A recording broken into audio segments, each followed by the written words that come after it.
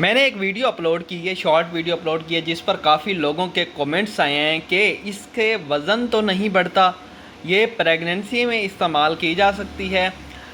जो मैं दूध पिलाती हैं वो इस्तेमाल कर सकती हैं, अनमैरिड लड़कियां इस्तेमाल कर सकती हैं, या चेहरे पर एक्नी हो उसके लिए इस्तेमाल कर सकती हैं, या इससे वज़न कम तो नहीं होता, या इससे वज़न बढ़ता तो नहीं है, या इसके कोई नुकसानात तो नहीं है, इसके बारे में बताएं। तो आज मैं आपको इसके बारे में बताऊंगा।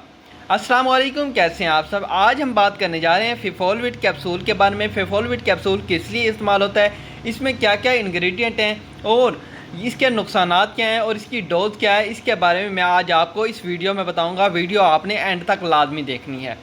फिफोलविट कैप्सूल जिसमें आयरन, विटामिन और फोलिक एसिड मौजूद होता है, जो जिस्म में खून की मिकदार को पूरा करने के लिए इस्तेमाल की जाता है। जिस्म में खून की कमी हो जाती है, उस खून की कमी को पूरा करने के लिए ये कैप्सूल इस्तेमाल किया जाता है। प्रेग्नेंट वूमेन में डॉक्टर हजरात ये लिख के देती हैं कि आप ये कैप्सूल इस्तेमाल करें, इससे आपके जिस्म में जो खून की कमी है वो पूरी होगी, और जो आपको और आपके बच्चे को विटामिन की ज़रूरत होती है, फोलिक एसिड की ज़रूरत होती है, तो उसको पूरा करने के लिए भी ये इस्तेमाल की जाती है, और आयरन की कमी को पूरा करने के लिए भी इस्तेमाल की जाती है। और इसके बाद जो प्रेग्नेंट वूमेन है वो भी इस्तेमाल कर सकती हैं। बेहतर ये होता है कि आप किसी डॉक्टर से मशवरा करके उसके बाद आप इस्तेमाल करें। वो आपका हीमोग्लोबिन का टेस्ट करती हैं, हीमोग्लोबिन के टेस्ट के बाद आपको अच्छा मल्टीविटामिन या फोलिक एसिड वगैरह रेकमेंड करती हैं, या इसमें भी फोलिक एसिड की मिकदार मौजूद है तो फिफोलविट भी डॉक्टर हजरात लिख के देती हैं। इसके बाद अगर आपके चेहरे पर छाइयाँ हैं, छाइयों को ख़त्म करने के लिए भी इस्तेमाल की जाती है। छाइयाँ हो जाती हैं, चेहरा ख़राब हो जाता है, जर्द पड़ जाता है, तो उसके लिए इस्तेमाल की जाती है।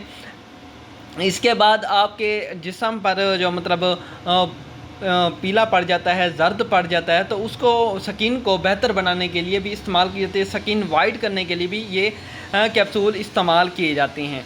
तो इसके बाद मदर फीडिंग इस्तेमाल कर सकती हैं, ये भी कमेंट आया होता, तो मदर फीडिंग जो करवाती हैं तो वो भी इस्तेमाल कर सकती हैं। जो बच्चों को फीड करवाती हैं, दूध पिलाती हैं, वो भी इस्तेमाल कर सकती हैं। ये बहुत फ़ायदेमंद है, दूध की मिकदार बढ़ाने के लिए भी इस्तेमाल किया जाता है और बच्चों को भी ताकत देता है।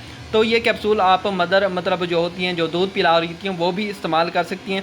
इसके बाद अगर कोई बीपी का मरीज़ हो, ब्लड प्रेशर का मरीज़ हो या शुगर का मरीज़ हो, वो भी इस्तेमाल कर सकते हैं, लेकिन आप डॉक्टर से मशवरा करके फिर इस्तेमाल करें, क्योंकि डॉक्टर हजरात आपके मुताबिक आपकी बॉडी के मुताबिक, आपके वज़न के मुताबिक डोज़ एडजस्ट करके आपको बताते हैं कि इतनी डोज़ आपने लेनी है, एक कैप्सूल डेली लेना होता है। वैसे ये फिफोलविट का तो 2 भी लिख के दे देते हैं कुछ डॉक्टर हजरात, तो आप डॉक्टर से मशवरा करके फिर इस्तेमाल करें। इसके बाद मैसेज आया हुआ था कि अनमैरिड फ़ीमेल भी इस्तेमाल कर सकती हैं। जी, अनमैरिड फ़ीमेल भी इस्तेमाल कर सकती हैं अगर वो कमज़ोर हैं, ब्लड का इशू है, ब्लड कम है जिस्म में, या पीरियड के दौरान ब्लीडिंग ज़्यादा हो जाती है, तो उसको कंट्रोल करने के लिए ये इस्तेमाल की जाती है। और ब्लड जिस्म में बढ़ाने के लिए भी इस्तेमाल की जाती है। खून की कमी को पूरा करने के लिए ये कैप्सूल इस्तेमाल किए जाते हैं।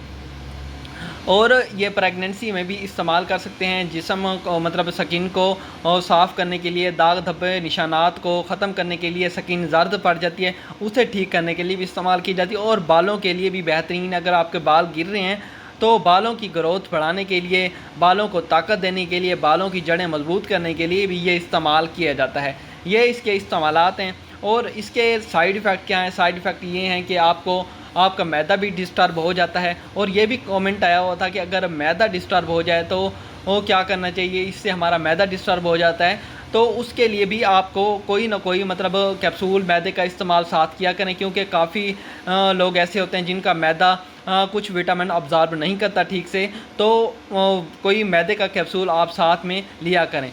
तो मैदे के कैप्सूल साथ लेने से ये आपके मैदे को नुकसान नहीं पहुंचाएगा, मैदा ख़राब नहीं होगा। ये इसका साइड इफ़ेक्ट तो है, मैदा ख़राब कर सकता है। इसके बाद आपको लूज़ मोशन भी लग सकते हैं, कॉन्स्टिपेशन भी हो सकती है, और आपका जो पखाना है उसका कलर भी चेंज हो सकता है। ये इसके साइड इफ़ेक्ट हैं। अब बात करते हैं इसकी डोज़ की। इसकी डोज़ कितनी लेनी है। इसकी डोज़ आप 1 कैप्सूल रोज़ाना इस्तेमाल कर सकते हैं। और ये कितने अरसे तक इस्तेमाल करना है, ये आप डॉक्टर की हिदायत के मुताबिक इस्तेमाल करें। जितना आपको डॉक्टर हिदायत जो डॉक्टर हैं आपको लिख के दें, उस हिसाब से आपने इस्तेमाल करना है। अगर आपको मेरी वीडियो अच्छी लगी हो तो वीडियो को लाइक करें, चैनल को सब्सक्राइब करें, बेल आइकन को लाजमी प्रेस कीजिएगा ताकि आप तक हर आने वाली वीडियो पहुंचती रहे।